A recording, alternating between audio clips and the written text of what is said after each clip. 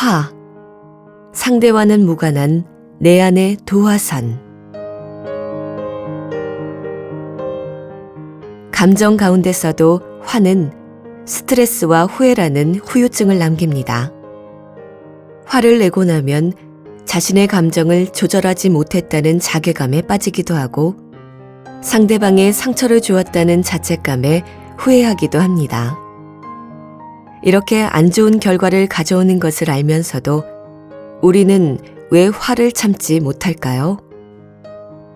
먼저 화가 나는 이유를 살펴보면 내 마음속에 내가 옳다는 생각이 있기 때문입니다.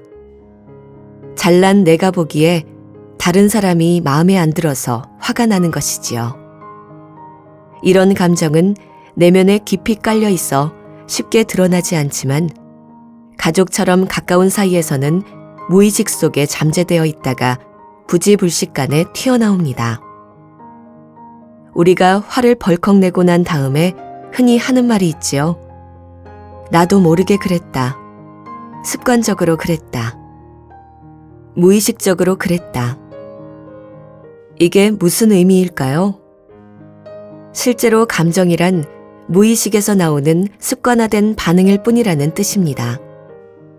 그러나 이 말을 선뜻 수긍하지 못하는 사람들은 이렇게 반문하기도 합니다. 화를 낼 만한 상황이었으니까 그렇죠. 그런데 잘 살펴보면 화를 낼 만한 상황이라는 기준 자체가 지극히 자기중심적입니다. 각자 살아온 환경과 그 안에서 축적된 경험, 그리고 그 과정에서 형성된 가치관이나 관념에 따른 것이니까요. 말로는 객관적이고 공정하다고 하지만 실제로는 내 생각이고 내 취향이고 내 기준에 불과합니다. 따라서 화가 난다는 건 누구의 잘못이 아니라 내가 옳고 네가 틀렸다는 내 분별심 때문이라고 할 수 있습니다. 사사건건 옳고 그름을 가르려는 습관이 내 안의 도화선에 자꾸만 불을 댕기는 겁니다.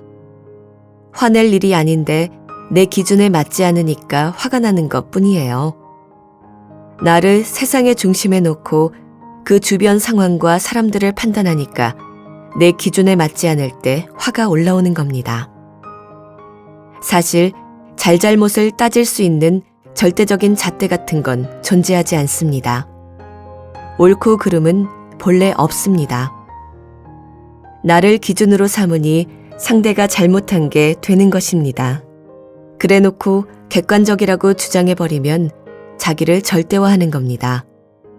이렇게 되면 고집이 세다, 독불 장군이다, 꽉 막혔다는 소리를 들을 수 있어요. 옳고 그름에 대한 생각이 분명한 사람일수록 화를 잘 냅니다. 분별심이 강할수록 성질이 많이 올라오지요. 이래도 좋고 저래도 좋은 사람은 상대적으로 화가 적은 편이에요. 주관적인 잣대를 내려놓으면 내가 옳다고 고집할 근거도 없고 네가 그르다고 비난할 이유도 없지요. 그런 마음 상태에서는 화가 일어날 여지가 없습니다. 그렇다고 상대가 다 옳다, 다 잘했다고 생각하라는 뜻이 아니에요. 아이가 게임에 중독되고 남편이 술독에 빠져 사는데 무조건 잘했다고 볼 수는 없습니다. 다만 그 사람이 그렇게 되기까지는 나름의 원인이 있고 그 원인 뒤에는 그 이전부터 이어져 온 습관이 있다는 걸 이해하라는 거예요. 자기 생각과 자기 기준에 맞춰 옳고 그름을 판단하고 감정을 드러내기에 앞서 상대를 있는 그대로 인정하는 것이 중요합니다. 가령 외출했다가 집에 돌아와 보니 아이가 공부는 뒷전이고 게임을 하느라 누가 들어오는지 나가는지도 몰라요. 순간 화가 치밀어 올라 버럭 소리를 지릅니다.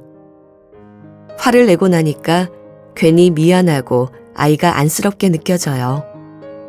그런데 다음날 퇴근하고 돌아와 보니 아이가 또 게임을 하고 있어요. 이번엔 어떨까요?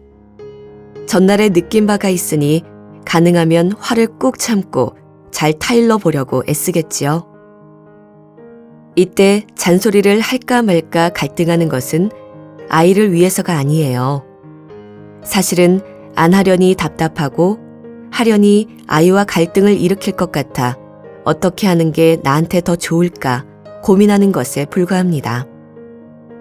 아이는 다만 컴퓨터 게임을 할 뿐이고 노는 것일 뿐인데 그것을 보는 내 생각, 내 기준 때문에 분별이 일어나고 화가 일어나는 거예요.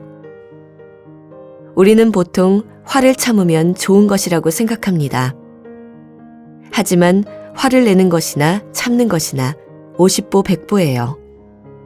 둘 다 자기 기준을 내세우는 건 똑같고 단지 감정을 드러내느냐, 숨기느냐의 차이가 있을 뿐이지요. 내가 세워둔 기준에 맞지 않으니까 화가 나는데 화가 난다고 아이를 야단치면 아이에게 화풀이하는 것에 불과합니다. 아이에게는 듣기 싫은 잔소리가 되는 거고요. 한마디 하고 싶지만 이번엔 그냥 넘어간다. 만약 이렇게 애써 화를 삭인다면 내가 스트레스를 받기 때문에 그 또한 좋은 방법이 아니에요. 참는다고 문제가 해결되지 않을 뿐만 아니라 참는 데는 한계가 있기 때문에 언젠가는 터지게 됩니다. 어떤 분이 개인적인 감정의 차원이 아니라 사회적인 약속을 지키지 않을 때 화가 나는 것은 정당한 것 아니냐며 이렇게 물었습니다. 차를 타고 가다가 신호등을 안 지키는 모습을 볼 때 화가 나고 깜빡이도 켜지 않은 채 갑자기 끼어드는 차를 보면 끝까지 쫓아가서 보복하고 싶은 마음입니다. 잘못한 것은 응징해야 세상이 올바르게 돌아가지 않겠습니까? 흔히 이런 화는 개인적인 차원보다 더 정당한 것처럼 이야기하기도 합니다. 그런데 먼저 생각할 것이 있습니다. 이 상황에서 끼어들기를 한 상대가 내게 화를 준 걸까요? 아니면 내 안에서 화가 일어난 걸까요? 좀 어려운가요? 그렇다면 좀 더 쉬운 예를 들어봅시다. 만약 동산에 떠오르는 달을 보고 내가 슬퍼했다면 달이 나한테 슬픔을 준 걸까요? 아니면 내가 달을 보고 슬퍼한 걸까요? 내가 달을 보고 슬퍼한 겁니다. 반대로 어떤 사람은 달을 보고 기뻐하기도 합니다. 이것은 달이 누군가에게 슬픔과 기쁨을 준 것이 아니라 보는 사람의 마음에서 감정이 일어난 겁니다. 이런 이치를 이 문제에 적용해 봅시다. 운전을 하고 있는데 갑자기 다른 차가 끼어들었다면 내가 화를 낸 걸까요? 아니면 그 사람이 나한테 화를 내게 한 걸까요? 달에서 사람으로 질문이 바뀌었을 뿐인데 우리는 벌써 헷갈리기 시작합니다. 그러나 끼어들기 상황에서 모든 사람이 다 똑같이 화를 내는지 아닌지 살펴보면 대답은 분명해집니다. 똑같은 상황에서 화를 내는 사람도 있고 그렇지 않는 사람도 있어요. 또 혼잣말로 화를 내다 마는 사람도 있고 욱하는 마음에 보복 운전을 하거나 심한 경우에는 폭력과 같은 극단적인 행동으로 화를 표출하는 사람도 있습니다. 결국 화가 날 만한 절대적인 상황이 있는 것이 아니라 내 속에 화가 일어날 요인이 있고 거기에 내가 어떻게 대응하느냐에 따라 결과가 달라진다는 것을 알 수 있습니다.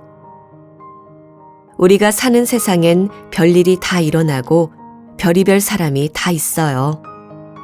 그런데 내가 원하는 상대만 골라 만날 수도 없습니다. 따라서 정말로 괴로움에서 벗어나고 싶다면 내 기준을 상대에게 내세우기보다 내 업식에서 일어나는 분별하는 마음 자체를 순간순간 알아차리고 내려놓는 연습을 해야 합니다.